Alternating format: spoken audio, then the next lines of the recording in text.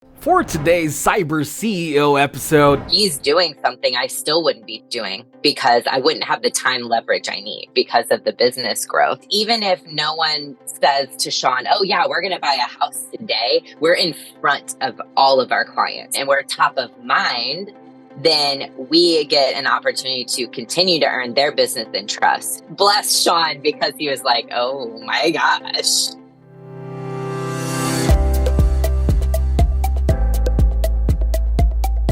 Welcome to Cyber CEO, wherein we talk about how our cyberbackers helped our cyber CEOs take their businesses to the next level.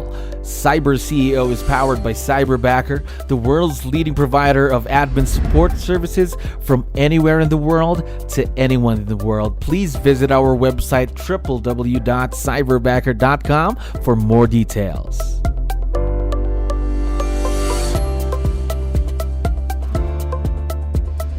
Another awesome day here at Cyberbacker. My name is Jello. We're back with another episode of Cyber CEO. And of course, we have a very special guest on the show. Kristen, how are you doing today? Hi, good. How are you? I'm doing wonderful. Thank you very much for asking. And of course, for Awesome. being on the show. I know you're very busy, so I really appreciate the time. Now, to start things off, to let you know, we have a lot of listeners who are business owners just like yourself. So I need your help. Yep. Can you tell us something about yourself and your business, Kristen? Sure. Just quick intro. So I am prior United States Marine. And so I honestly had no idea what I wanted to do when I got out of the military. I thought I was going to be a stay-at-home wife. That did not work out. I was super bored. And so I ended up getting into the real estate industry. And I was rookie of the year my first year, and then started developing a team, which with many ups and downs that brings. My team is at a really great place now. So that's a little bit about my team. We're looking at doubling our business from last year. So it's been really amazing to watch my growth and my team's growth. And then I guess a little bit about me just personally. You guys can't see in this, but I have purple hair. You can't really see it in here. So I love the color purple. Gosh, love the color, by the way. Just to let you know, love that color. Also, if you don't mind me asking, how long have you been in real estate, though, Kristen? Yeah. So this is my 7th year in business. And I love what I do. And I really love the leadership and the CEO aspect, which I know we're going to be talking about today. So, Yes. So, 7 years in the business, a lot of experience right there. So, how about working with someone virtual, though, just like what you're doing with your cyberbacker? Is this a first for you? you know what? It's not. Of course, we are in Florida. So when, of course, I know everyone remembers 2020, which is where I believe a lot of people in this industry were kind of forced to go virtual. They didn't have a choice. However, I had been doing it because of my military background.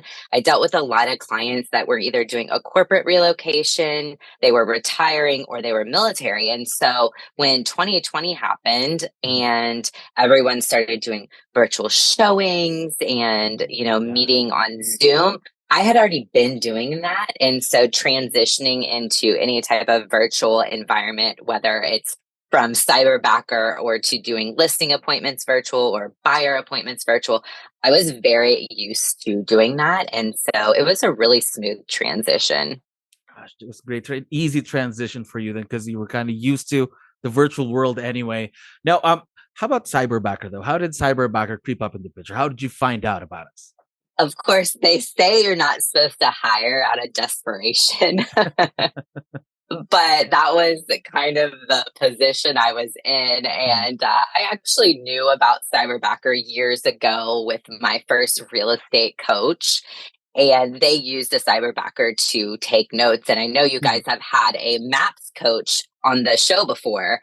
So I know you guys have interviewed a MAPS coach, and they obviously use Cyberbacker for different reasons, but I was very familiar with the term.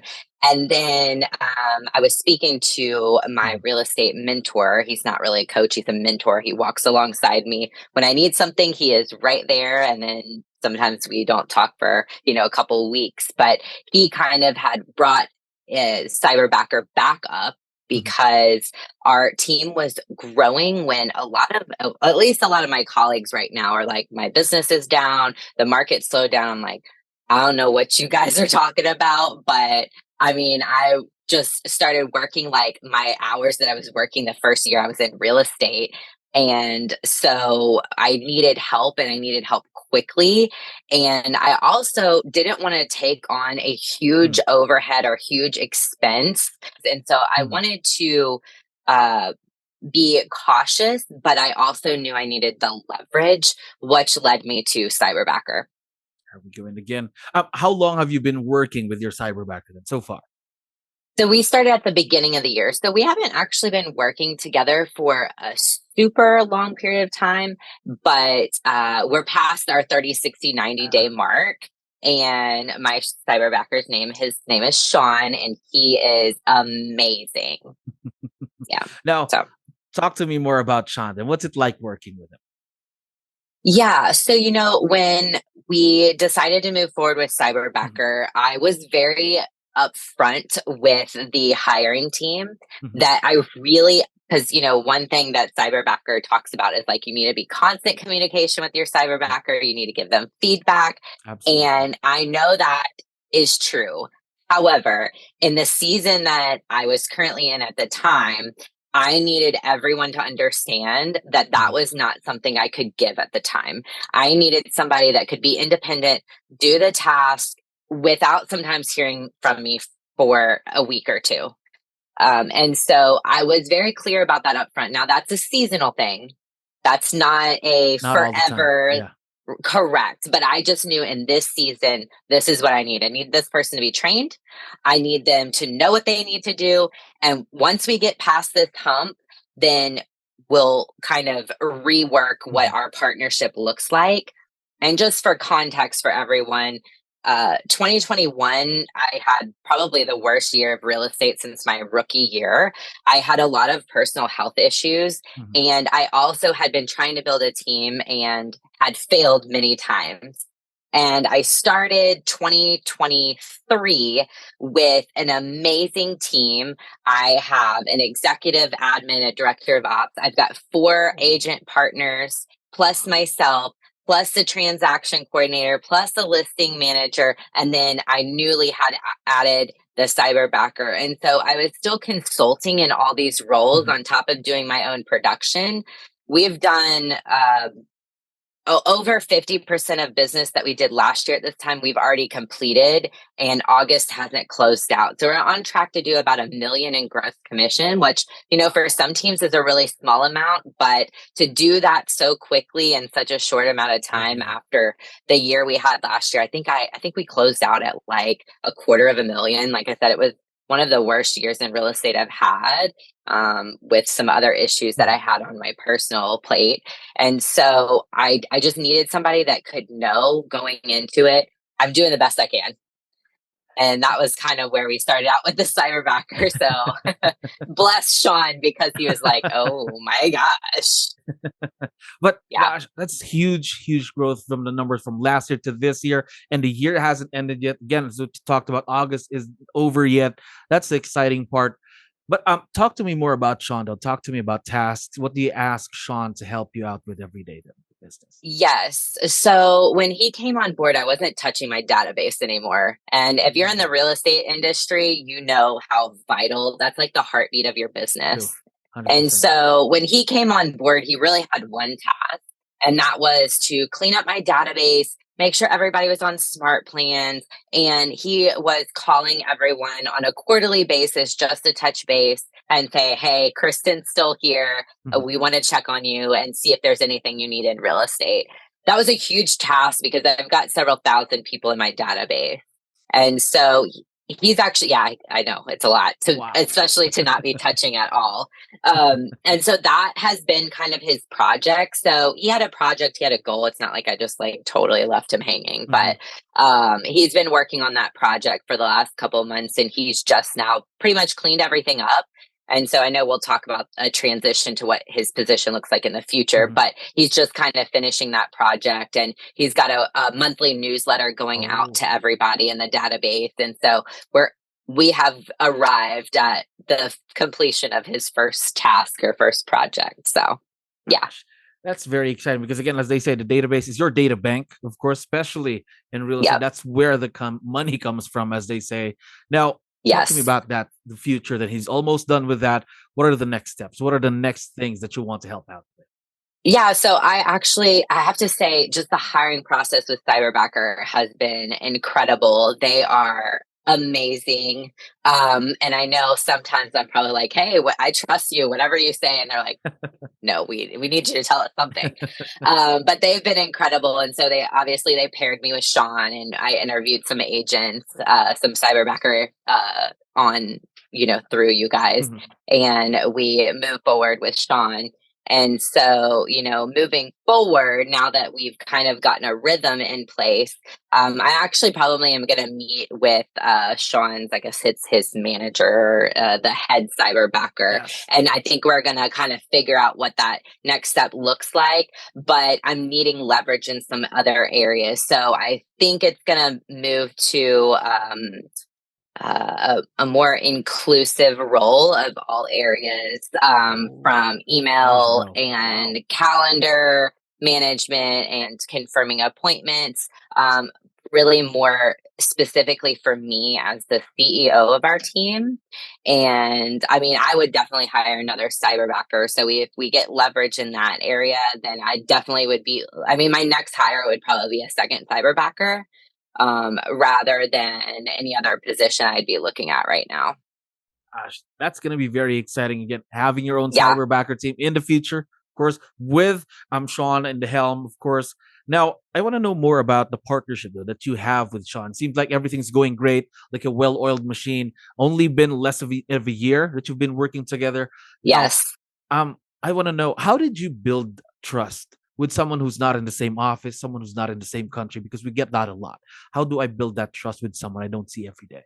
So I think the first thing is, if you're looking to hire a Cyberbacker, the very first thing I would tell anybody is you have to be very clear with your expectations. And so going into it, when we were looking at partnering with Sean or whoever was going to be the Cyberbacker that I selected, the very first thing was, one, I needed them to know in the interim, I wasn't going to be as communicative as Cyberbacker really wants you to be. Now, that does not apply to everyone, so don't use this as an excuse to not talk to your Cyberbacker. But that was just my personal situation.